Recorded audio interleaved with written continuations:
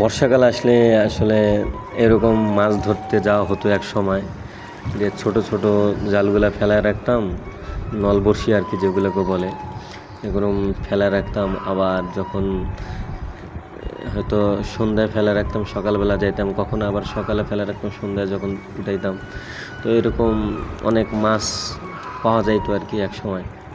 এখন তো মাছের সেরকম পাওয়া যায় না, তবে এই ভিডিওগুলো যখন সামনে আসে দেখতে কিন্তু অনেক ভালো লাগে। এই দাদুটাকে দেখুন, সে আসলে অনেকগুলো মাছ হয়তো পাইছে, আর হাওড় অঞ্চল, এবং সে নলবড়শিগুলো ফেলে রাখছিল, এখন মাছ উঠাচ্ছে।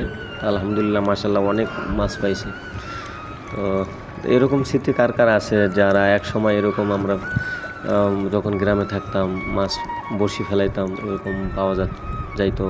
তো আসলে এই দিনগুলো অনেক মিস করি।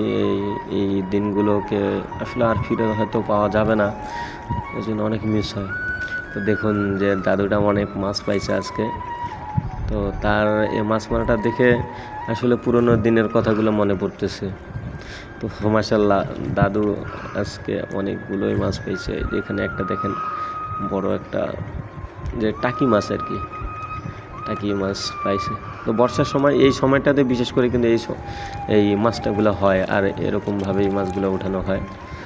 তো এরকম কে কে করছেন অবশ্যই কমেন্ট বক্সে জানাই দিবেন, যে কে এরকম মাছ মারার স্মৃতি কার আছে, আর এরকম মাছ মারাকে কে মিস করেন এবং মনে পড়ে, সকলে জানাবেন।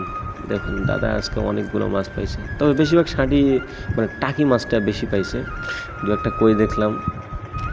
আর এরকম অবস্থা আবার জোঁকের ভয় থাকে, কিন্তু এই নতুন পানিতে জোঁক বেশি হয়, সেই জোঁকগুলো আগে ধরে।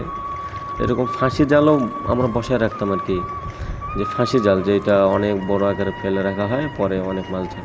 আর এটাকে নল বড়শি আর কি বলা হয়, এক এক জায়গায় এক একভাবে বলে। আপনাদের এলাকায় কি বড়শি বলে, কি এইভাবে মাছ মারাকে কি বলে, অবশ্যই কমেন্টে জানাই দিবেন। আর অবশ্যই ভিডিওটা লাইক করবেন এবং সাবস্ক্রাইব করে রেখে দিবেন এরকম সুন্দর সুন্দর ভিডিওগুলো দেখার জন্য।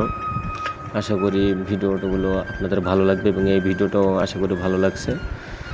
তো দেখেন আসলে দাদু মাছ মারা হয়তো শেষ হয়ে গেছে, শেষ পর্যায়ে উনি উঠে আসতেছে। না না, আরও কয়েকটা আছে হয়তো।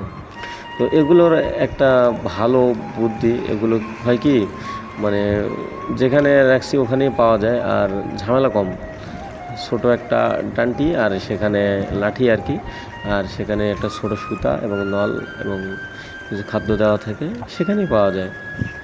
এই বড়শির এরকম একটা সুযোগ সুবিধা, বেশি ঝামেলা হয় না। আর ফাঁসি যে জালটা আছে ওইটা কিন্তু অনেক সমস্যা হয়, কখনো কখনো সাপ আটকে যায়, সেগুলো খুলতে অনেক সমস্যা হয়। তো সেক্ষেত্রে এটা ঝামেলা কম, আর এটা যেখানে সেখানে ফেলে রাখা যায়। তবে কখনো কখনো অবশ্য বড় মাছ আসলে টেনে নিয়ে যায়, সেক্ষেত্রে আবার ওই নলবড়শিটাকে হারায়, মানে খুঁজে পাওয়া যায় না, মুশকিল হয়ে যায়। তো দাদু দেখেন ঘাসের ফাঁকে ফাঁকে দিয়ে রাখছে, এবং প্যাঁচ দিয়ে হয়তো রাখছে, যাতে করে ওইটাকে অন্য জায়গায় না নিয়ে যেতে পারে। তো আশা করি ভিডিওটা ভালো লাগছে, সবাই লাইক কমেন্ট করবেন।